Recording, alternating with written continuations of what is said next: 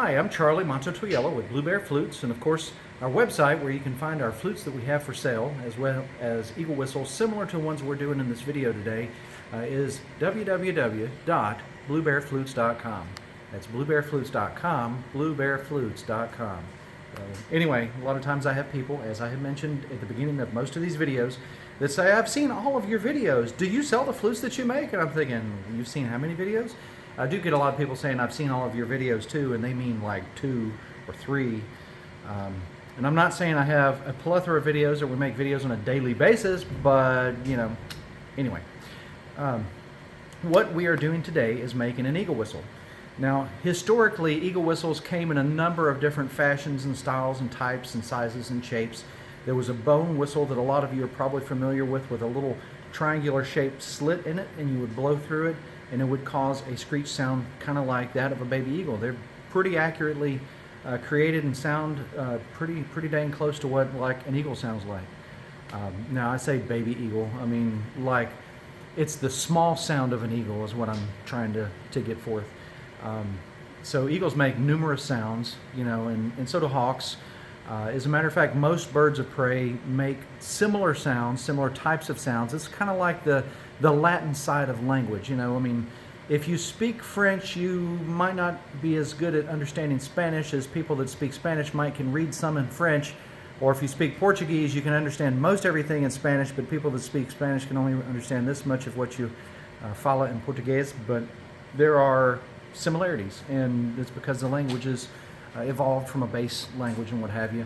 And it's very similar with birds of prey and raptors, and you know, there's a lot of similarities. I'm not saying they're all the same, because I have some raptors in a pen that allow me to collect their eggs on occasion, and we fry them for breakfast. But chickens, I mean, don't send the Eagle Scouts my way. I don't need that. But anyway, so there are similarities in the sounds, and there's ways that you can make a lot of the similar sounds with just one whistle, which is kind of nice. This whistle here is one that I had entered in an art show in Tulsa, Oklahoma, back when we used to go out there to the art show, that was made specifically for Native people until it was made specifically for just 2 or 3 groups of Native people, in which case we quit going. You know, you guys are great. Keep doing what you're doing. But anyway, this eagle whistle is one I had entered into a contest there, because we had contests we could create things for originality, things that were functional, things that were this, that, you know, a lot of different categories we were in. And this eagle whistle, I had created this one for display in an identical replica of it that I had an automatic eagle whistle air blow on it, so you could hear what it would sound like. And it was kind of neat when you hear this thing go off in there. But and then if you put your thumb over part of this,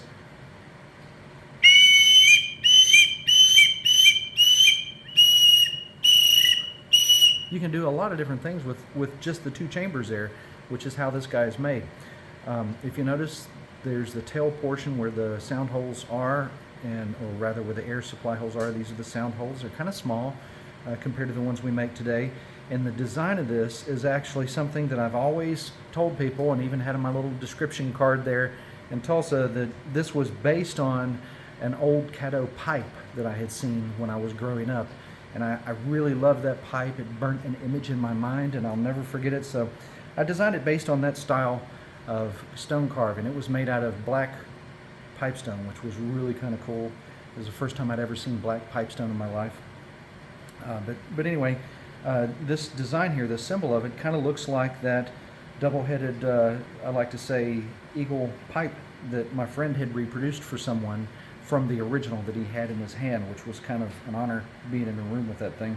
It's got a braided cotton cord on it that I made. You know, I mean, it's really kind of a very special thing to me. The design of it is something that I've known a lot of people really have appreciated and wanted me to duplicate. Now, I may be doing that in the future. I'm not sure yet. Currently, the eagle whistles we make and have for sale have like a burned track area, which is something we like to do with a lot of things. And then the beginnings of it here are something I'm going to talk about while we're making this video, that way I can get into doing it at the same time. So I'll show you the supplies that you need in just a second. Really, that's pretty much anything. We have made a previous video about making an eagle whistle, and we used some river reed to make it with. I think that one I made out of sawgrass, but you can use anything that's hollow. It's just a few sizes that you really kind of need to focus on, and I'll tell you about that while we're doing this as well. So you can watch me get started here. I'm going to talk about the tools I'm using, the supplies and everything, all while it's happening. The first thing I will recommend if you're going to do this by drilling out, number one, have some skills. Number two, use all safety features. Number three, if you're not skilled or have safety features, don't do it. Number four, I am not suggesting you do this. This is only how to do this. And a drill bit like this will tear your hand and your fingers up. As simple as it might look, it can really hurt you. So believe me, I've been there. This is a 3/8 inch diameter Forstner bit with a carbide tip. I have that because we make a lot of these, and you could use any kind of bit. If it's sharp, preferably, you know. This thing here is not that sharp. It's been need to be replaced for a while. You can tell by the paint as it's melted off of it. But here at Bear Flutes, we'll push the limits on drill bits, sandpaper, and anything else we can do to save $1. Anyway, the process of making this whistle requires two different depth chambers. So one chamber is one depth and one chamber is another depth. If you don't get the chambers exactly right, that's okay. I find that we do have eagle whistles that we make, or hawk whistles that we make, that vary. I'm going to step on the other side of the camera here for y'all. That vary a little bit in size and shape and tone. But the thing that's the most important is the differences between the tones. I'm going to explain that to you. If you notice, I have some markings that I've ground into this bit here with a file, and those markings are different depths, and you're going to see how that works here as I drill out this piece of oak. Hardwood does make a really good, crisp, clear sounding eagle whistle, and that's why I chose it for this particular video. Let me see if I can do a better job. It's funny how well I can see levels with my eyes. Anyway, let's try this anyway. So we're going to drill down to one level and then to another level.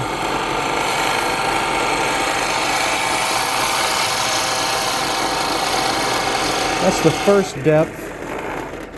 And then we're going to go over kind of close to it. I'll give you some measurements in a minute, but there's so many variations you could do here.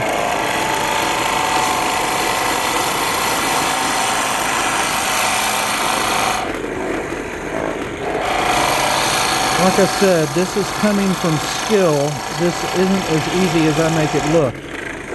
I know all I'm doing is drilling a hole. There's so many opportunities to get hurt there. What usually happens is your bit will get lodged down into the piece, and it will bind inside of the piece, and the piece starts flipping around in circles instead of you holding it like that. So if you have one of those vices, that's okay. We never use one of those here in the shop because it's just too much extra trouble. We're kind of fast-paced, except for when we're making videos, unfortunately. Here in the shop, we don't use those vices. I'm not saying it's bad. It certainly would be a nice thing for you.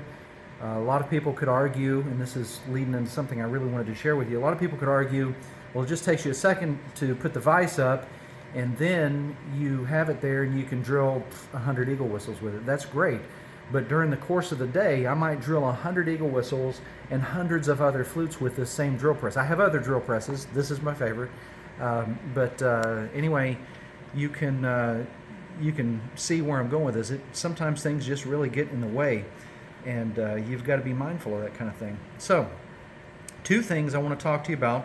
One of them has to do with that statement I just made, and then the other one has to do with tuning and where that came from. So, with the eagle whistles that we make here at Bear Flutes, they're loosely designed on an ancient Aztec design. And when you say Aztecs, it's not too ancient because Aztecs have only been around for like 500 and something years. The people that Aztecs descend from have been around since the beginning of all of our people. But the Aztec tribe itself has only been around for, the Mexicas have been around forever. But the Aztecs themselves, look it up if you're really curious. The Aztec design, though, is based on other Meso and Central American designs. for different types of whistles and flutes and everything of the sort, and possibly even based on someone else's eagle whistle. Although in my experience, I haven't seen someone that predated the Aztec eagle whistles, other than here, made out of bone, of course. But theirs were made out of clay in Mexico, and they usually have at least 2 chambers, sometimes 3 chambers, and I've seen them with many, many more than that. But the 2-chamber one is all I need.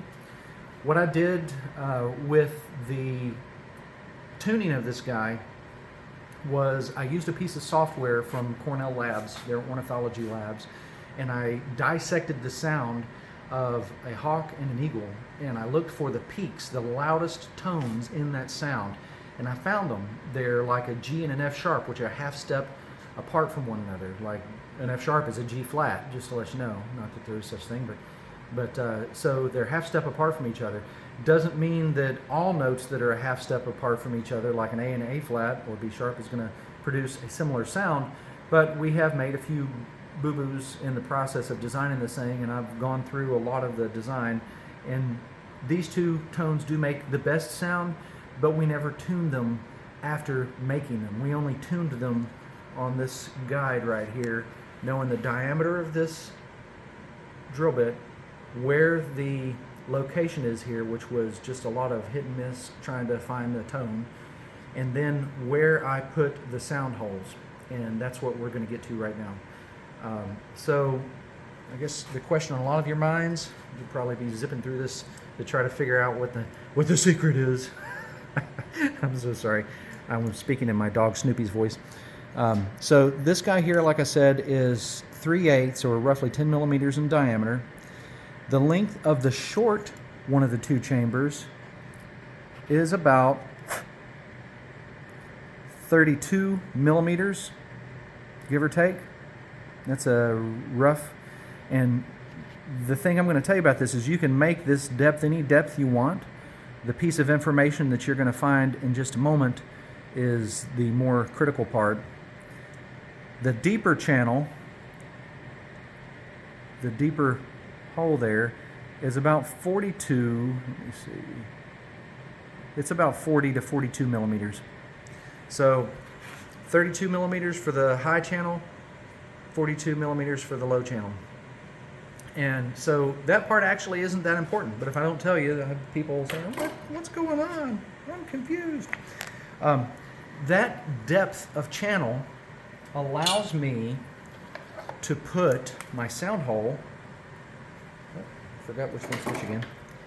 I like to make these a certain way, so you'll forgive me. Here we go. So that allows me to put my sound hole at a certain location on the whistle. Now, I'll let you go back, and I know one of those is a little off. Get some flack on that from somebody, some perfectionist. Boy, Snoopy says some funny things. Anyway, the distance from this right here, where we ended our marking, and the sound hole is approximately 12 millimeters. Right at 12 millimeters. It can be just a little bit further, but that's about 12 millimeters. Then we're going to put a hole in it about 3/16, either in diameter or square, and then we're going to plug it, and it's going to be a whistle. But I want to tell you that about 12 millimeters from right here to right there.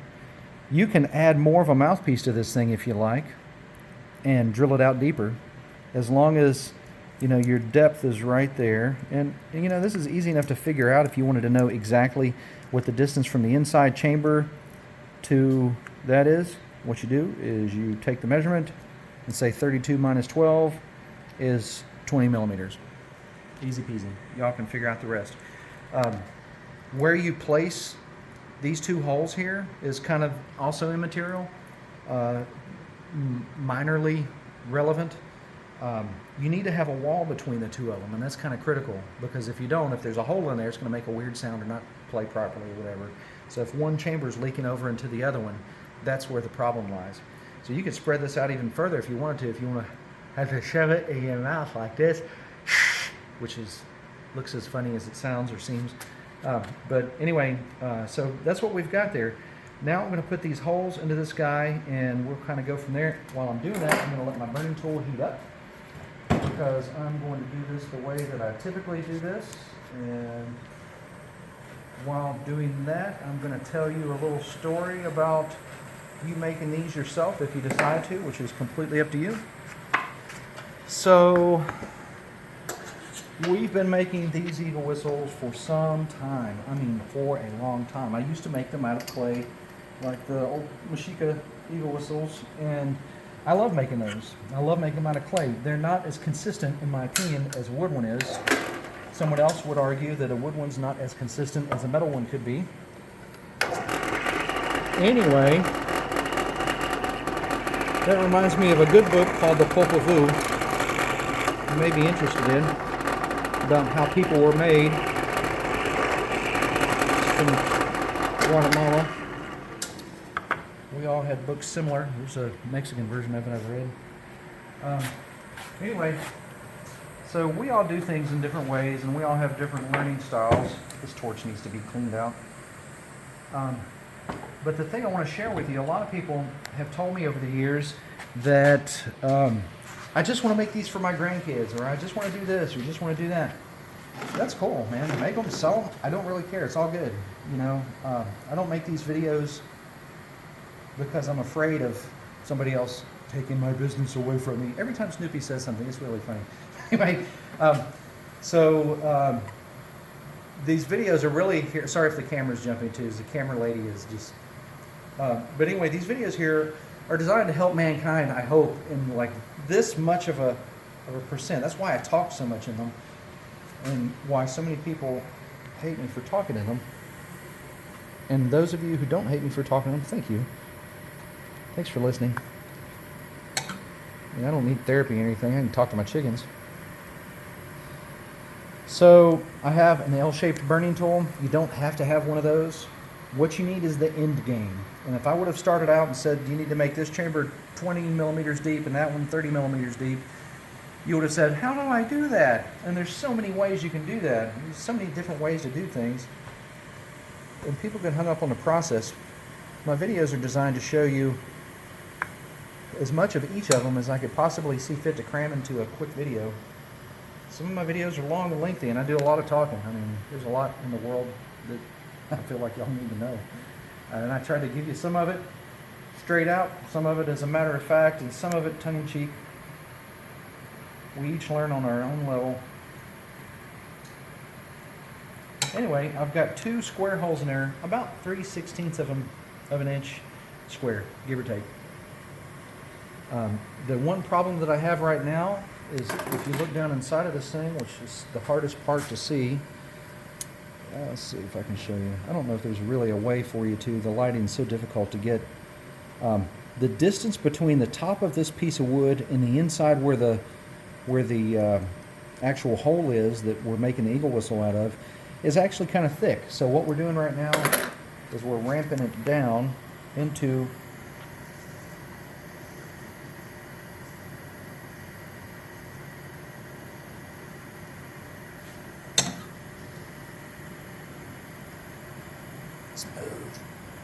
Anyway, ramping it down into the inside of the chamber. Now I can see a little bit better, and I don't think y'all can see it. It's just black on black is really hard to see. But there is a top edge here, and the bottom edge is just right below it. I might leave that one. Yeah, I feel like I need to hit it one more time.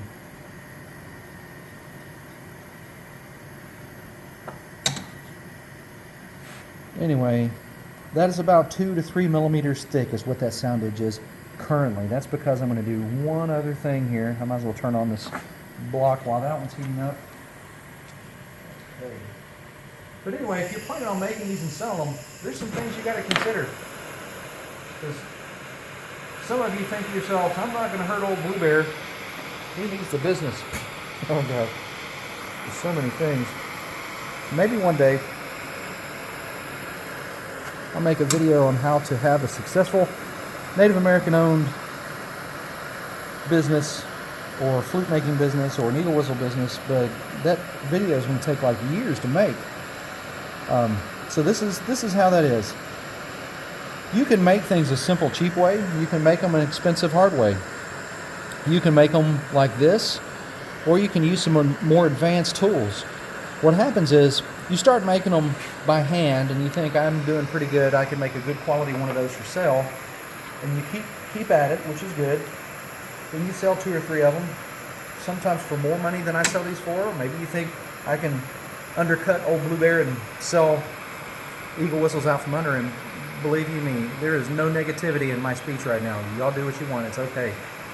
The only thing I don't like is whenever people just put me down. I mean, that just really gets me. That's like, character is the most important thing to me. And I do blow it off because people are nuts, but, the character is really where it's at. You have good character, I have good character, we're in good shape. I don't care what you do.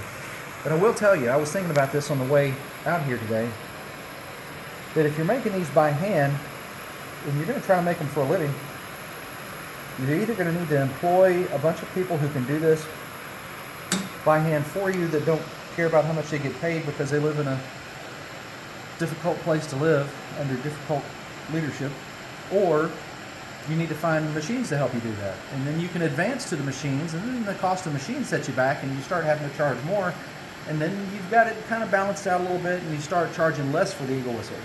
And then when you start charging less for the eagle whistles, the machines are paid off and everything's rolling and you're just fine. Then the machine breaks down and you got to replace the machine. I mean, it's just like an endless cycle. There are flute companies out there, by the way, that thought about that first option and found those people that just will blast out anything they ask them to. I actually buy tools from some of those people, and they're great folks in their third language. But, there's just a lot to be considered. And character, like I say, is the judgment of a person. I said person for y'all's sake. Character is the judgment of a man or woman or person. That character is what you're going to be judged on in life and death, whatever. You can say it which way you want to. That character is like the defining factor of who we are. So however you do it, it's all good, man. No worries. So this is a pretty sweet looking eagle whistle so far. The only thing I didn't want to do too much was I didn't want to burn the inside out of it too much, because the plugs that we've started using these days, just for sake of time, are not ones that we make, so they're not exactly fit. They're a little bit loose inside of here, which isn't bad. It fits pretty good.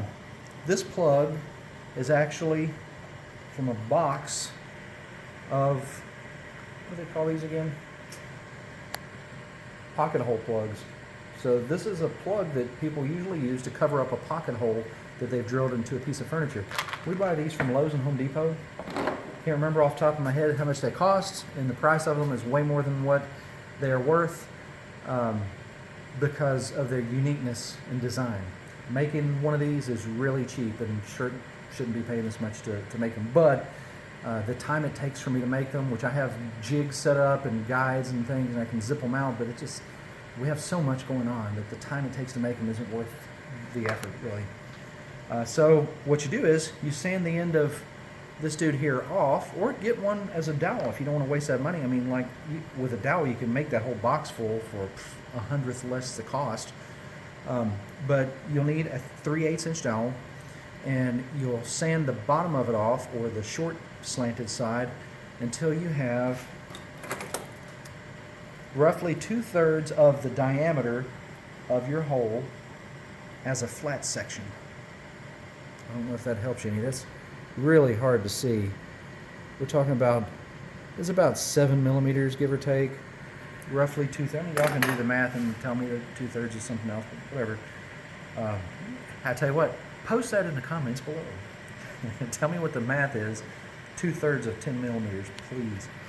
Anyway, what you want to do to make sure this guy works is don't glue it in right away. You want to find a way that you can blow that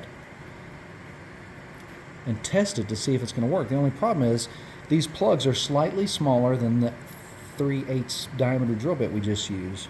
Really, they're like 9.5 millimeters, and it's because of the type wood they use and because of the nature of the plug and what it's used for.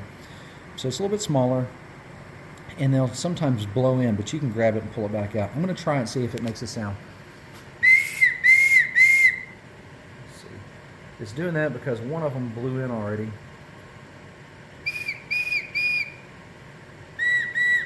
That one sounds really deep on that side for whatever reason. Anyway, what I'm going to do right now is go ahead and drop a couple of drops of super glue in here. Boink, boink, boink, boink, boink, boink, boink, boink. Did you hear that stuff dropping? Anyway, I'm doing that. I'm letting it run down the air gap area in between the plug and the hole that we drilled on the bottom. Now, one thing you don't want to do too is plug the inside up in the top where the air channel is. It's okay if you put some glue up there.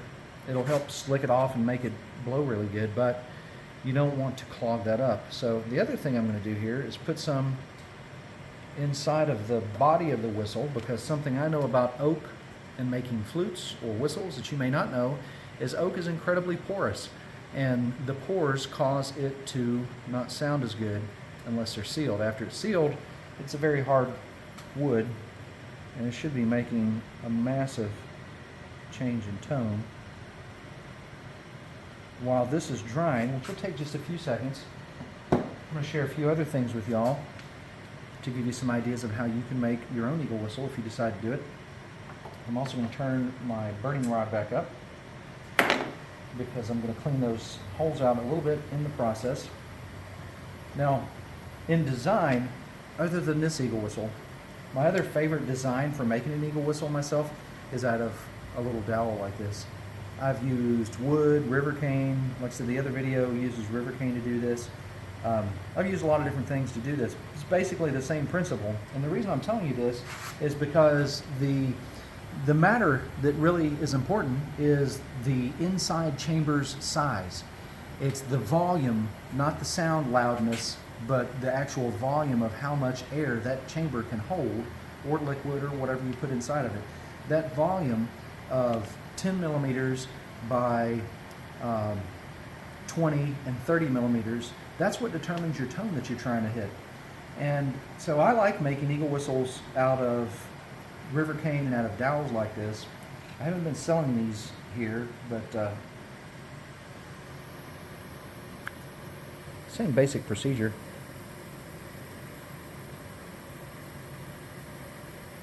Put this back in the fire. The reason I like making them out of this is because of the way it looks. It looks like two reeds that are beside each other, and just, I don't know, it gives me kind of a South Central American feel to it, you know, something that people in the jungle might have done. And that's why I like doing that. You'll notice too that you don't have as thick a wall on a small dowel. You could use a fatter dowel. You can even glue them together and sand it down. This has just been super glued together. You could do that and still come up with the same thing. What really matters is that your sound edge has a nice little sharp edge on it.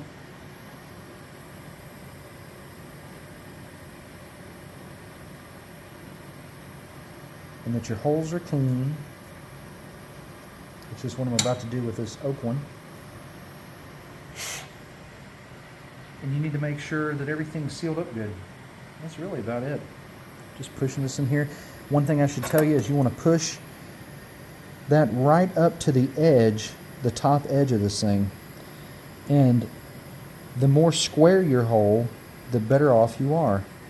That gives you the equal amount of loud and tone that is going to make this how you want it to play.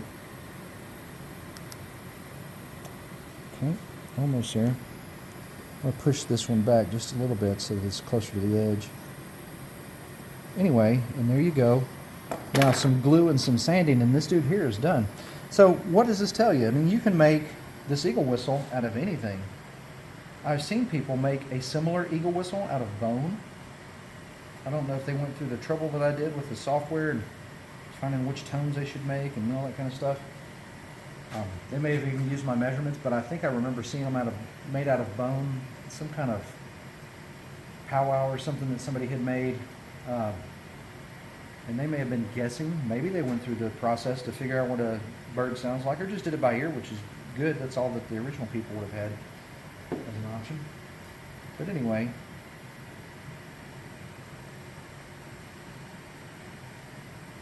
He's here actually. One of them's sealed in there already, which is good. I glue my finger. You don't want to put this up to your mouth when it's wet with super glue either, by the way.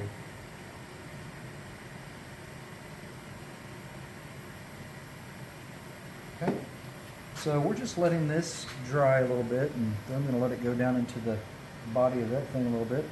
Let's see what this sounds like now. This one has had a minute to dry. I don't see any wet super glue, so I'm going to put it to my mouth. Be careful with this. You don't want to eat this super glue. It's just not really what you want to do. It's getting there. What I'm going to do right now is square my holes up a little bit because they were a little wide and short.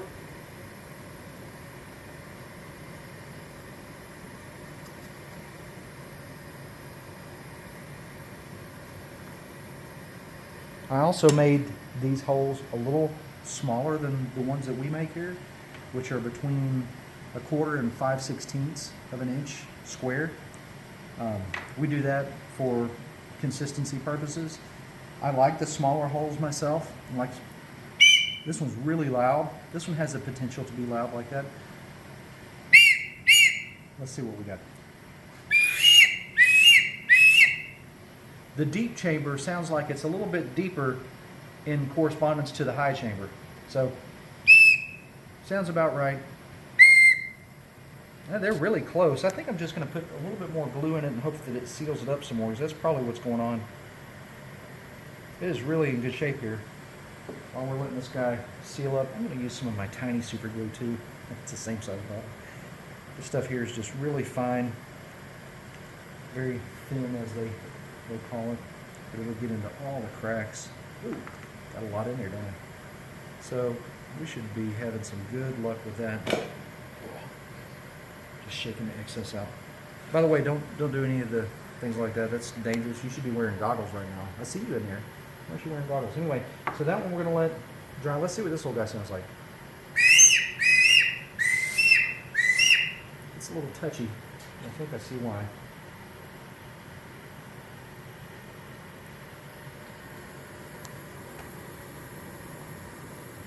One more time. Let's see what that sounds like. I'm about to turn this fire off. Wow.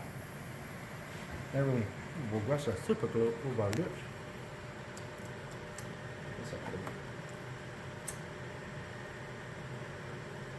Undid some of the super glue. It's very flammable, by the way, so burning it sometimes causes the vapors to seize up like that, and it'll cause it to dry. It'll put it into its like critical mode, and it'll dry.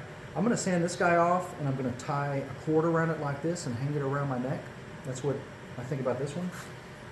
This one here, though, it looks like it's about ready. Let's just dry it up a little bit. Anyway, there's some burning. I'm going to make this one a little bit more, I don't know what else to say, petite, a little bit narrower. Just changing the hip size a little bit so that it's kind of a square size. But I think it turned out really good. I want to play it for you one last time so that you can hear what it sounds like with the interior all sealed up. I think that's good.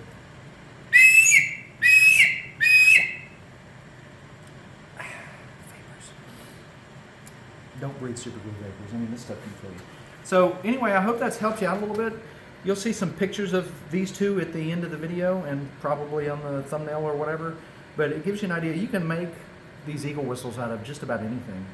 If you're making them and selling them, great, you know, character. And if you're the guy out there making them, well, sending your designs to another place, another locale, another lugar, another país, another whatever, and letting those people make them for you and send them back to you for 50 cents a piece, and then you're trying to outsell a little Blue Bear. It's okay. It's okay. I forgive you. I don't forgive you for what you're doing to everybody else. For me, it doesn't affect me, so it's good. As long as you have good character. Anyway, I hope this video has found y'all well. I hope that you have liked some of my comical commentary, and if you have any questions, feel free to post them in the comments below. I'll try my best to answer them. Those of you watching the video, read the comments, because that's what we're looking for, is some questionable content that doesn't sound right. We're not looking for questionable content. I'll flag that stuff in a second. We're looking for some content with questions, and then that way I'll give you an answer and point towards something. So I hope you're doing well. I hope you enjoyed making this eagle whistle. And one last time, this guy is pretty good. Charlie Mato-Toyela signing out for Blue Bear Flutes and bluebearflutes.com. Happy flute making and flute playing, eagle whistle making and eagle whistle making, and we'll talk to you again very soon. Take care.